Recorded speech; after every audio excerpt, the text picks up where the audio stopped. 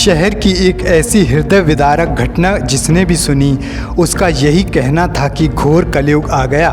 शादी, प्यार, वफा, कस्में और रस्में अब सब झूठी प्रतीत होती हैं। यहाँ सारे रिश्ते झूठ, फरेब, लालच और स्वार्थ सिद्धि के लिए ही होते हैं। मामला गणपति विहार फेज़ 2 का है, जहाँ वर्ष 2002 में अलका की नई जिंदगी की शुरुआत हुई।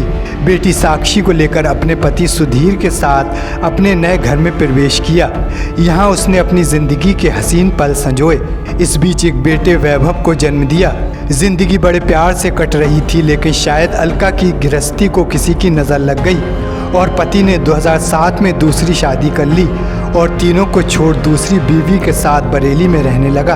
पति हर माह खर्च के कभी 5 तो कभी 8-9 हज़ार रुपये भेज दिया करता था। उसी से बच्चों की पढ़ाई के साथ साथ दवा दारू चलती थी। मगर शायद अभी अलका को इन सब मुश्किलों के बाद कुछ और नई तकलीफ़ों से गुजरना था। उसे एनीमिया हो गया और वो बीमार रहने लगी। कभी दवा के पैसे पूरे नहीं पड़ते तो कभी घर में खाने के लिए कुछ ना होता। बच्चे कुपोषण का शिकार हो गए। जैसे तैसे इन 16-17 सालों में खींचतान कर बड़ी बेटी साक्षी ने ओपन स्कूल से 12वीं पास की और बेटा वैभव 10वीं ही पास कर पाया, जिसके बाद दोनों बच्चे घर पर रहने लगे क्योंकि आगे की पढ़ाई के लिए पैसे नहीं थे। लेकिन अफसोस है कि काल के क्रूर हाथों ने बीते गुरुवार को इन तीनों की ज़िंदगी में और उथल पुथल मचा दी, जब अलका को सुशीला तिवारी राजकीय चिकित्सालय ले जाया गया, जहां उसे एडमिट कर दिया गया और चिकित्सकों ने बताया कि उसकी हालत ठीक नहीं है। वहीं शनिवार सुबह 10:30 बजे अस्पताल में बीमार मां अपने 2 बच्चों को छोड़ इस दुनिया से विदा हो गई। बच्चे सकते में आ गए। बदहवास से कभी किसी रिश्तेदार को फ़ोन मिलाते तो कभी किसी का फ़ोन ऑफ तो कोई कवरेज क्षेत्र से बाहर। ना कोई दोस्त ना कोई अपना जो आंसू पोंछ सके। आंसू भी इतने सालों से मानो सूख से गए। इस गम में बीच अनजाना डर उन्हें सताने लगा। अब क्या करें, कहाँ जाएं, किससे कहें, यही सब सोचते हुए बस माँ को कफन में लपेट उसे मक्खी परेशान ना करे इसके लिए नीम के पत्तों से हवा देते रहे और फिर कुछ समाज सेवियों की मदद से राजपुरा स्थित शमशान घाट पर अलका को इस दुनिया से अंतिम विदाई दी गई। लेकिन अब बच्चों का क्या होगा, वे क्या करेंगे, जैसे तमाम प्रश्न हमारे, आपके और पड़ोसियों के दिमाग में कौंध रहे हैं। लेकिन उम्मीद है कि अब प्रशासन और ऊपर वाला ही इन बच्चों का रहनुमा बनेगा। पता नहीं, वो तो वैसे घर उनका वहाँ बरेली से आगे आंवला है, वहाँ पे रहते हैं। उनको आपने बताया था कि मम्मी यहीं रहेंगी करके? हाँ, इन सब ने फ़ोन किया था उन्हें, तो क्या कहा तो उन्होंने? ये कहा कि पहले तो ये कहा कि ऋषिकेश में है, ऋषिकेश का था कि हरिद्वार का था पता नहीं, और अब शायद एक पता नहीं, श्योरिटी नहीं है कि आएंगे। फिर अभी ये कहा कि अभी 5 बजे तक आएंगे। तो आपके कोई और नाते रिश्तेदार यहाँ पहुँचे? नहीं, अभी तो नहीं पहुँचे।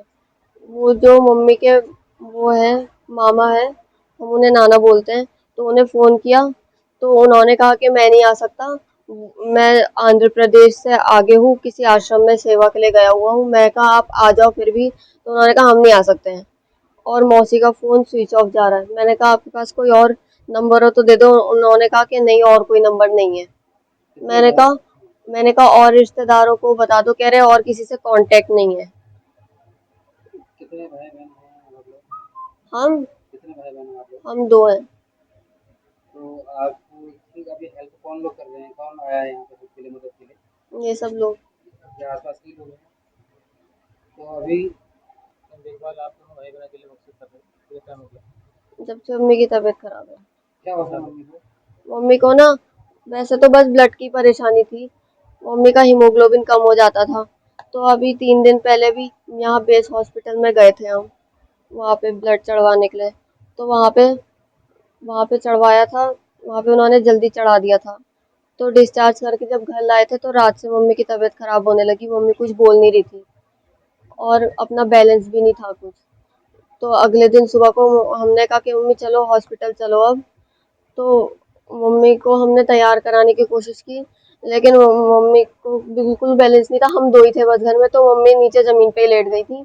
फिर भी मुश्किल से हमने उनको तैयार कराया था, तो हमने ऑटो वाला बुलाया था। 2 ऑटो तो वो उनको देर हो रही थी तो वो चले गए। फिर ये अंकल ऊपर छत पे बैठे हुए थे, तो हम दोनों ने बहुत मुश्किल से वहां तक उधर सीढ़ी तक पहुंचाया था, तो अंकल ने देख लिया था, फिर अंकल और ये आए थे। क्या वजह पापा आप लोगों के साथ नहीं रहते, क्या वजह है आप बच्चे क्योंकि उन्होंने दूसरी मैरिज की है, मम्मी को बिना डिवोर्स दिए, इसलिए वो अलग रहते हैं। खर्चा देते थे आपको पापा? हाँ, कितना खर्चा देते थे? वो 10,000। तो आप लोगों को चिंता और है उन्हीं आपको? की वजह से इसकी तो 4 साल से पढ़ाई बंद बंद है। और अब आगे क्या कैसे करोगे, कौन किस तरीके से कुछ सोचा है, कुछ चिंता हो रही है आप लोगों की, कैसे क्या करोगे अब आगे? पता नहीं। मकान को लेके, घर को लेके कुछ चिंता है, कुछ विवाद है ऐसा मकान को लेके? पापा ने कुछ कहा कि मकान बेचना चाह रहे हैं? हाँ, पहले ऐसा था जब मम्मी कहती थी कि ऐसे नहीं चलेगा, और ये कम से कम हम इस घर में रहते तो ये हमारा अपना होना चाहिए, तो उसने बस एक ड्रामा किया था। और मतलब जो वो है प्रॉपर्टी डीलर वाले, उन्होंने तो अपना नाम गुड्डू आरसी बताया था, पता नहीं, लेकिन वो तो कोई और थे। तो वो आए थे घर घर पे घर देखने भी आए थे, और 4-5 लोग, ये 3-4 साल कोरोना से पहले की बात है ये। तो फिर वो ऐसे घर देख गए थे और उन्होंने तय भी की थी बात। तो फिर उन्होंने ये कह के मना कर दिया कि नहीं, हम अभी नहीं बेच रहे हैं, ये पैसे कम है, ऐसा करके। और एक बहाना और किया था कि बच्चों को जो है फिर इस घर की याद आएगी, तो मैं नहीं बेच रहा हूँ, ऐसा करके मना कर दिया था। तो फिर वो अंकल जो है, जो प्रॉपर्टी डीलर वाले हैं, वो दोबारा आए थे, कुछ टाइम बाद आए थे, होली के टाइम पे आए थे, 1-2 साल पहले आए थे। तो मम्मी से कह रहे थे कि आप उनका नंबर दे दो, कि मकान बेचने की बात हो रही थी, आप हम उनसे पता कर लेंगे। तो जब मम्मी ने उनको नंबर दिया, तो उनने ये कहा कि पता नहीं कहाँ हूँ, और मेरे पास अभी टाइम नहीं है, जब आऊंगा तब बात करूंगा। और फिर यही बात उसने अपनी उस दूसरी वाइफ से कही होगी, तो उसने ये कहा कि हम अपनी प्रॉपर्टी खराब नहीं करेंगे तुम लोगों के चक्कर में, ऐसी रहो जैसे रहते हो, बस। तो आपको डाउट है कि आपके मकान बिक सकता है? हाँ, क्या कहना चाहेंगे? मम्मी पहले भी ये बोलती थी कि वैसे भी जो थी बस मम्मी थी, मम्मी कहती थी बस, जो मतलब वो जो कुछ नहीं कर पा रहा है ना, वो मम्मी की वजह से। बाकी हम तो कुछ भी नहीं है, वो तो कुछ भी कर सकता है, क्योंकि आप अभी क्या मकान वैसे भी उसके नाम पे, और कोई कागज भी नहीं है हमारे पास। और मतलब वो पता नहीं, लेकिन वो बहुत चालबाज इंसान है। ये लगता है वो अपना कब्जा जमा सकता है और हमें यहाँ घर से बाहर भी निकाल सकता है आके अपना कब्जा जमाने के लिए। आप लोग के जो नजर रिश्तेदार है कोई है नजदीक? नहीं, जिनको किया था एक का तो स्विच ऑफ आ रहा है, मौसी का स्विच ऑफ आ रहा है, और जो मम्मी के मामा है वो कह रहे थे ये आश्रम में है तो मैं नहीं आ सकता। पापा ने क्या कहा आपको? उनको जो है उनके दोस्त के जरिए अभी इन्फॉर्म कर दिया है, और फिर भी वो मतलब बहाने बनाए जा रहे हैं बार बार कि अभी मैं यहाँ तक पहुँचा हूँ, अब मैं पहुँच नहीं पाऊंगा, अब मैं देर तक पहुँचूंगा। कितने साल से आप दोनों भाई बहन अपने मम्मी की देखभाल कर रहे हैं अकेले? कितने साल से कर रहे हैं? मतलब जब से मम्मी बीमार है, कितने साल हो गए आपको दोनों साल अकेले रहते हुए? रहते हुए तो हो गए 17 साल। 17 साल से आप दोनों भाई बहन अकेले? पापा आते थे और खर्चा पानी कितने रहते थे? बस अकाउंट में जो है 8-9-10 हज़ार वो डाल देते हैं, बस बात खत्म, उनसे कोई बात नहीं होती है। तो यहाँ घर में कभी नहीं आते?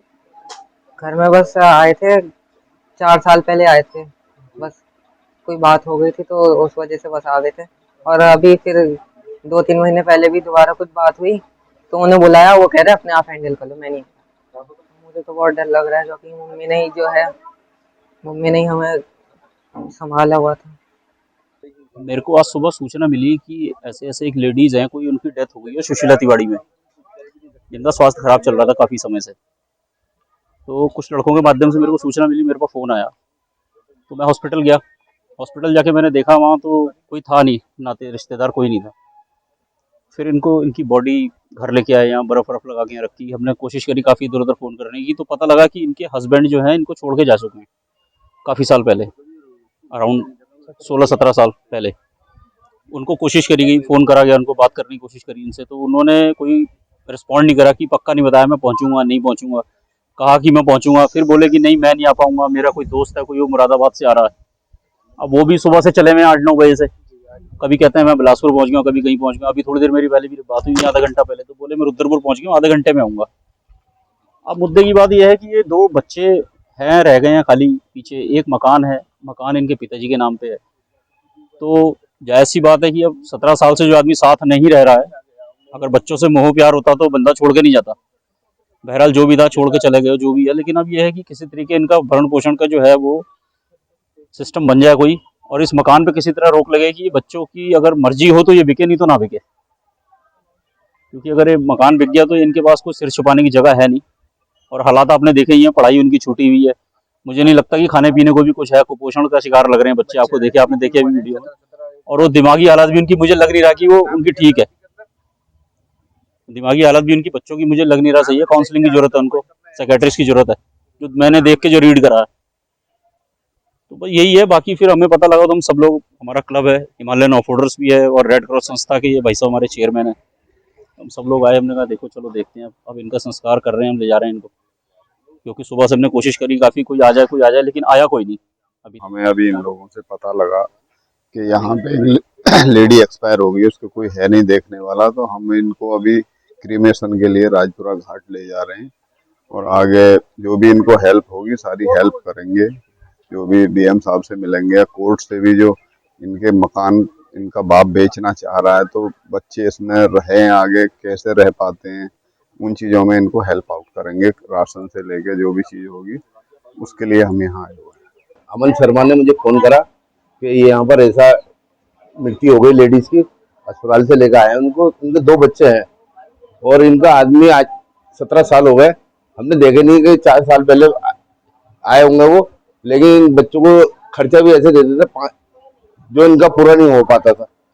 उसके बाद इनके यहाँ आते नहीं थे, और ये हम ये चाहते हैं कि ये मकान इन बच्चों को नाम हो, क्योंकि ये बच्चे कहाँ जाएंगे, क्योंकि ये कुछ लोग ये कहते हैं उन्होंने दूसरी शादी कर रखी है, क्योंकि अगर मकान बेचने के बाद ये बच्चे धक्के खाएंगे। हम चाहते हैं कि इन्हीं 2 बच्चों के नाम ये पूरा मकान होना चाहिए, और यहाँ के पड़ोसी, यहाँ के जितने भी अड़ोस पड़ोस के लोग हैं वो भी यही चाहते हैं कि इन्हीं के नाम होना चाहिए, बच्चों के नाम ये मकान।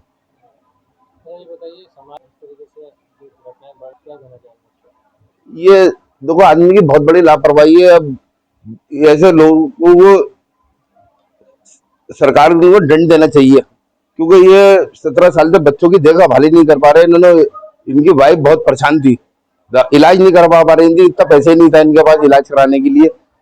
तो मोहल्ले के लोग, ये जो बेचारे हैं पड़ोसी इनको लेके गए, अपने पास से इन्होंने खर्चा भी किया, इनके पास इतना पैसा नहीं था कि इलाज करा लें।